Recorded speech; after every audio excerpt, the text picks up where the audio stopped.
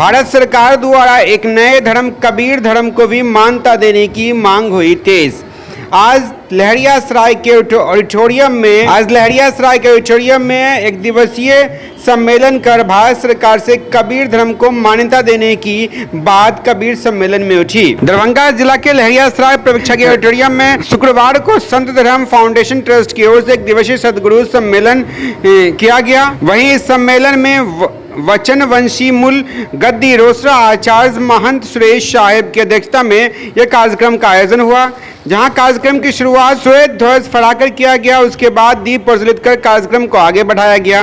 कार्यक्रम को संबोधित करते हुए कबीर संत धर्म फाउंडेशन ट्रस्ट के अध्यक्ष शंभू साहब ने कहा कि दुनिया बारूद की ढेर पर बैठकर अंतिम सांस गिन रही है। इस विषम परिस्थिति में विश्व वंदनीय संत सम्राट सदगुरु कबीर साहब को 627 वर्ष पूर्व की चर्चा करते हुए वक्ताओं ने कहा कि मध्यकाल विभिन्न तापों से ताप रहा था।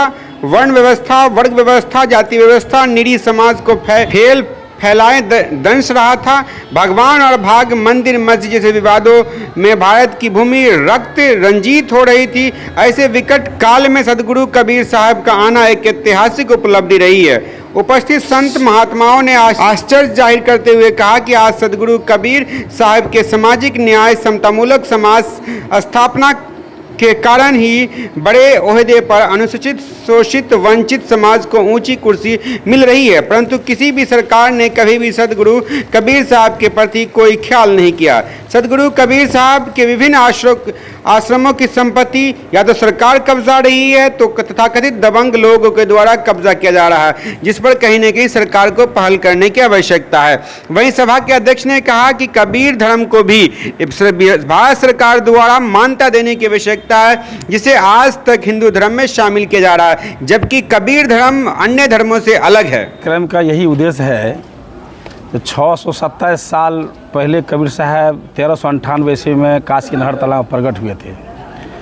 आज 627 वर्ष तक बीत गए, लेकिन भारत सरकार के रिकॉर्ड में अभी तक नाम दर्जा नहीं हो सका।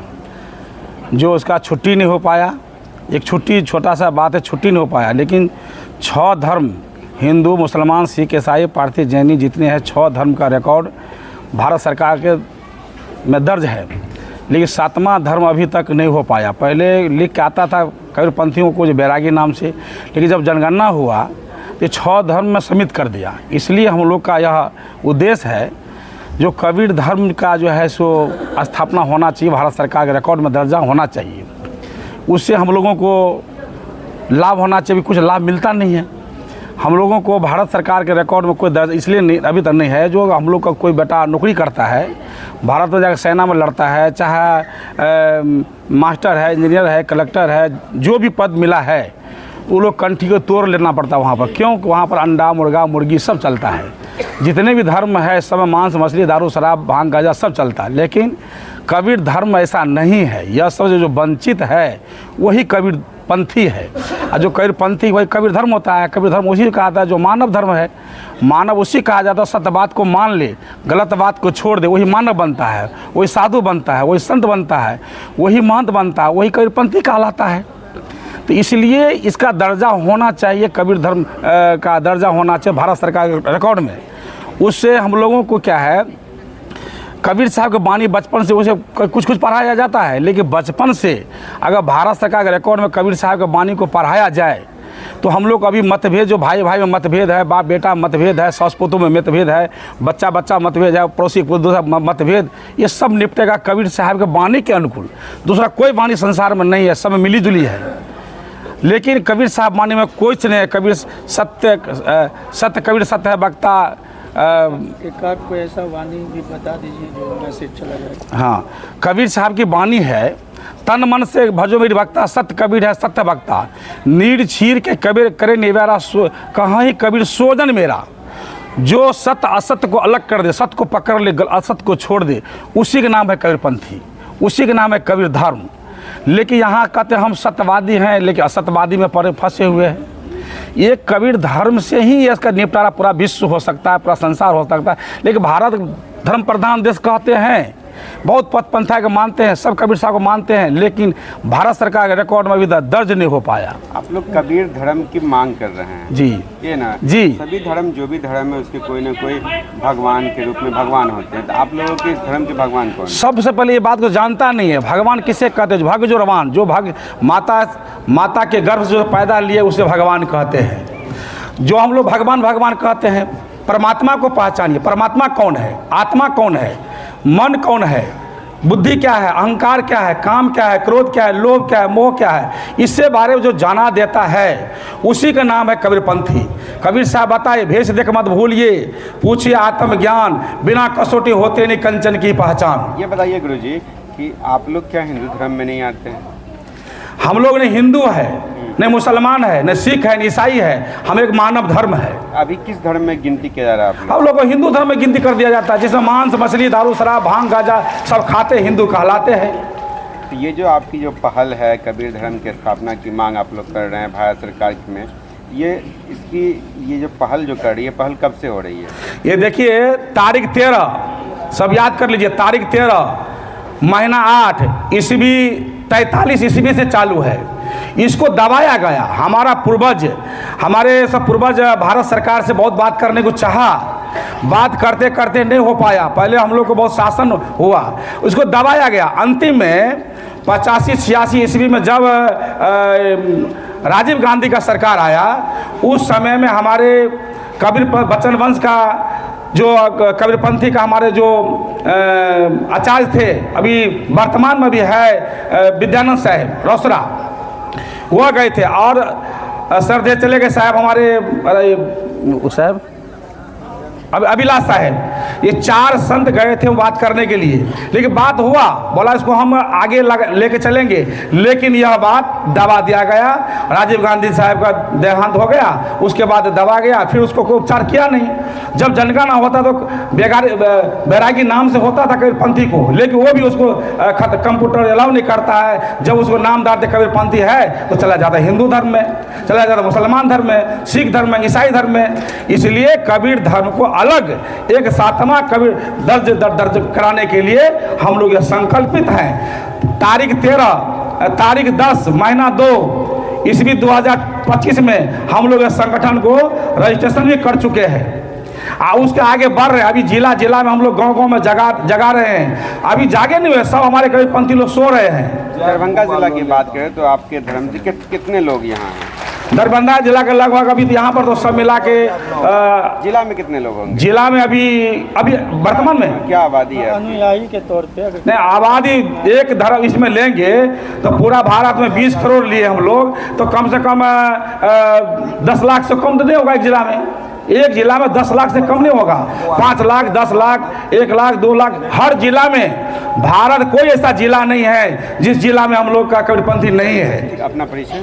हमारा नाम है साधु दास, ग्राम पोस्ट बरहारा, थाना नवाट्टा, जिला सहरसा। क्या हैं आप इस ट्रस्ट के? हम संगठन सचिव हैं। क्या नाम बताए? साधु दास।